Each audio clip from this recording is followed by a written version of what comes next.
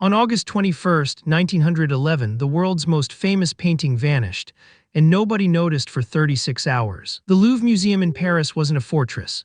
I've walked those halls myself decades later, and the security was almost quaint by modern standards. It was a palace first, a museum second. Tourists wandered freely. Guards were few, and on that August morning, a man named Vincenzo Peruggia clocked in for his shift like any other day. Peruggia was a handyman, a carpenter really. Italian immigrant, 42 years old, unremarkable in every way that mattered. He'd worked at the Louvre for months, helping with renovations, moving frames, doing the invisible labor that museums depend on. Nobody paid attention to him. That was his advantage, though he didn't know it yet. The Mona Lisa hung in the Salon Carré, a moderately sized portrait, not the towering masterpiece most people imagine. Leonardo's oil on poplar wood, 4 feet by 3 feet. It was famous, sure, but it wasn't locked behind triple reinforced glass. No pressure sensors, no alarms. Just a painting on a wall in a building that believed in the honor system. Monday, August 21, 1911, morning shift. Peruggia arrived with his toolbox. He wasn't alone, other workers were there, other guards patrolled.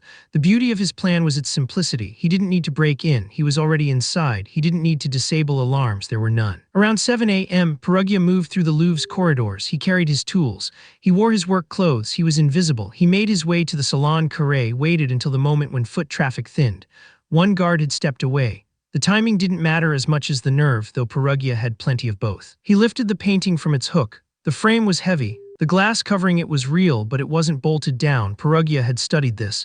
He knew the weight, he knew the dimensions. He'd measured it mentally a dozen times while pretending to sand trim nearby. He carried it to a service stairwell, a narrow, rarely used passage that led toward the back of the building. Not the main exit, never the main exit. A servant's route, the kind of path that someone who'd worked there for months would know intimately. He'd planned this part carefully. In a small closet on the first floor, Peruggia removed the glass. He took the painting, just the canvas now, just Leonardo's work, and wrapped it in cloth. He stuffed it under his jacket, the frame he left behind. He walked out the same way he'd come in, a worker clocking out early, nothing unusual. By 8 a.m. he was gone. The Mona Lisa was gone, and nobody at the Louvre had any idea. Here's what the museum didn't know yet. On Monday afternoons, they routinely photographed artworks for documentation. The Mona Lisa wasn't due to be examined until Tuesday. That 36-hour gap was crucial. The painting could have been gone for a day and a half before anyone realized it was missing. Peruggia understood museum schedules the way a burglar understands alarm codes. Tuesday morning, a photographer arrived to document the Salon Carré. He walked toward the wall where the Mona Lisa should have been.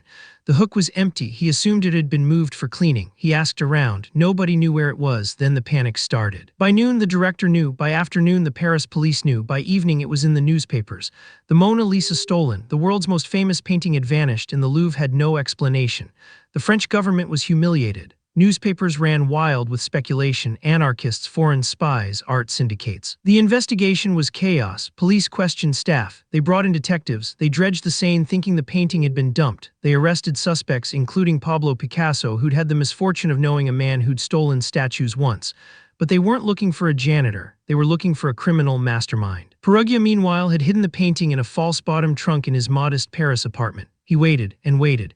He'd stolen the world's most famous artwork, and now he couldn't sell it. Every fence, every black market dealer, every collector he approached said the same thing. It's too hot, too recognizable, too famous. He was trapped. 2 years passed. The investigation went cold. The painting remained missing. Peruggia grew desperate. He'd stolen it as a statement. He was Italian, and he believed the Mona Lisa belonged in Italy, not France. But nationalism doesn't pay rent.